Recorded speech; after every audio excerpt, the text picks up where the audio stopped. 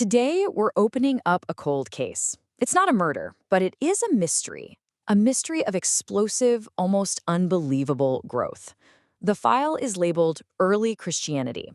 Now, our approach here isn't going to be theological, it's forensic. We're here to investigate the mechanics of a genuine phenomenon. All right, so here's the core problem we're looking at. Operationally, this should never have worked. You have a tiny, completely unfunded startup on the absolute fringes of the Roman Empire, and their core message? Frankly, it was hostile to the state. And yet somehow they achieved total market saturation. This isn't just a historical puzzle, it's a complete violation of every strategic norm we know. The primary source document in our case file offers a pretty startling hypothesis for how this happened. It claims this wasn't just some grassroots movement that caught on. No, it was a top-down, supernaturally guided operation run by what the file calls an active administrator. Our job today is to scrutinize the evidence for that claim. So here's what's on the docket for our investigation. We're going to start with the mission briefing itself. Then we'll examine 3 key pieces of evidence: the power source, the strategic map, and a really bizarre social anomaly. After that, we'll establish the standard of proof we're working with before delivering our final verdict. Okay, first, let's just look at the mission parameters. The objective was, well, audacious is putting it mildly. The goal was global expansion, starting from Jerusalem. But now look at the asset list. 0 capital, 0 infrastructure, and absolutely 0 political leverage. From any rational strategic perspective, this wasn't just a long shot, it was a non-starter. So, with absolutely no conventional resources, what was powering this thing? That brings us to Exhibit A. The case file calls it the pneumatic engine. We need to dig in and really analyze the fuel that this report claims made the whole impossible mission viable in the first place. The key term in the source is the Greek word dunamis. Now, this isn't some vague, mystical, airy-fairy word. In the first-century Greco-Roman world, dunamis was a technical term. A physician would use it to describe the potency of a medicine. A military historian would use it to describe the actual operational capability of an army.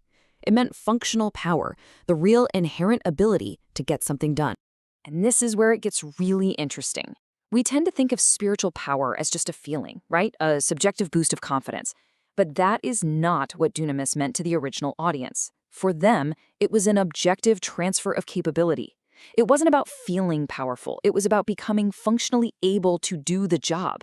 Think of it like a battery. It's not the feeling of being charged, it's the actual usable energy stored inside. And just look at how precise the language is here. I mean, this is forensic level stuff. The authors of the report make a clear distinction between dunamis, the raw power, the battery charge, and exousia, the legal authority, the license to operate. The claim in the file is that these operatives were given both the jurisdiction and the actual capability to get the job done. Okay, let's move on to Exhibit B. How is all this power directed? The case file argues that the expansion wasn't just random luck. It actually followed an intelligent, high-level strategic map. And the evidence for this? A series of really inexplicable logistical pivots. The mission team had a solid plan. It made perfect sense. They wanted to expand into the province of Asia, which was home to huge trade hubs like Ephesus. It was absolutely the logical next move. But the record is clear. Access denied. The so-called active administrator blocked them. So they pivoted. Plan B, head north to Bithynia, another wealthy strategic region. Makes sense. But again, the report states, access denied. Now, for an investigator, these closed doors are just as significant as open ones. They're direct evidence of active, high-level course correction. So they're blocked from their own logical plans, and they find themselves forced west, to the port city of Troas. And it's there that a new directive comes through: cross the Aegean Sea into Macedonia. Now, this wasn't some minor detour. This was a massive strategic pivot from Asia clean into Europe. So why Macedonia? Was this random? From a strategic standpoint, it was an absolute masterstroke. It put them right on the Via Egnia, the superhighway that connected the entire Eastern Empire directly to Rome. Their first target, Philippi, was a Roman colony, a little Rome, that was legally considered part of Italy itself. It was the perfect entry point to penetrate Roman culture. And here's a key detail for our investigation. The historian Luke, who was a physician, joins the team at this exact moment. Suddenly, the European mission has a credible on-site documentarian. That's not a coincidence. That's operational planning. And that brings us to our third and final piece of evidence, Exhibit C. This is a profound social anomaly. The case file argues that the unique social structure of this early Christian community was, in itself, verifiable proof, a supernatural marker that a new kind of power was at work. See, the Roman world had plenty of social clubs called collegia, but they were exclusive, usually organized by your trade or your ethnicity, and they were based on mutual benefit. You paid your dues, you were guaranteed a proper burial. This new Christian community, this Koinonia, was completely different. It was radically inclusive. It shattered the barriers between slave and free, rich and poor, and it was based on unilateral sacrifice. People were voluntarily selling their own property to meet the needs of others, with zero expectation of getting anything back. And you know what? We don't just have to take the source's word for it. We actually have testimony from a hostile witness. Lucian of Samosata, a famous satirist in the 2nd century, openly mocked these misguided creatures. He couldn't believe their bizarre idea that they were all brothers, or that they held their possessions in common. His ridicule is actually perfect forensic confirmation that this strange economic behavior was real, and it was getting noticed. So we've got an engine, a map, and this unique social marker. But how reliable is the document reporting all of this? Before we can reach any verdict, we have to examine the standard of proof that the author himself claims he's using. Right in the opening of his report, the author uses a very specific Greek word, tekmerion. It translates to infallible proofs.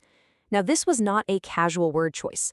Tekmerion was a technical, legal, and scientific term. It was the Aristotelian gold standard for evidence. It meant a demonstrative proof, the kind of hard evidence that establishes a fact with absolute certainty. So here's the crucial point. A physician would use the word tekmerion for a conclusive diagnosis. A lawyer would use it to present irrefutable evidence in a courtroom. So by using this specific term, the author is making a very clear statement to his educated audience. He's essentially saying, listen, this is not a myth. This is a forensic report, and I'm presenting evidence that is designed to meet the highest legal and scientific standards of our day. All right, we've reviewed the mission, we've looked at the evidence, and we've established the standard of proof. It's time to synthesize all the data from the case file and deliver a final verdict based on the report's own claims. So the case summary is this. Exhibit A points to a real operational power source, that Dunamis engine, which provided functional capability. Exhibit B reveals an intelligent navigation system that made strategic pivots that defied human logic. And Exhibit C presents a verifiable social marker, a community so countercultural that even its enemies had to acknowledge it. Based on the evidence presented within the source material itself, the only logical conclusion the report allows for is that this global expansion was not just a series of fortunate accidents. It was a deliberately planned and powerfully executed operation, managed from the top down. So, the report's conclusion is that this operation had an active administrator. That was the finding for the 1st century. Which leaves our investigation with one final unavoidable question. If that's who was managing the operation then, who's in the control room now?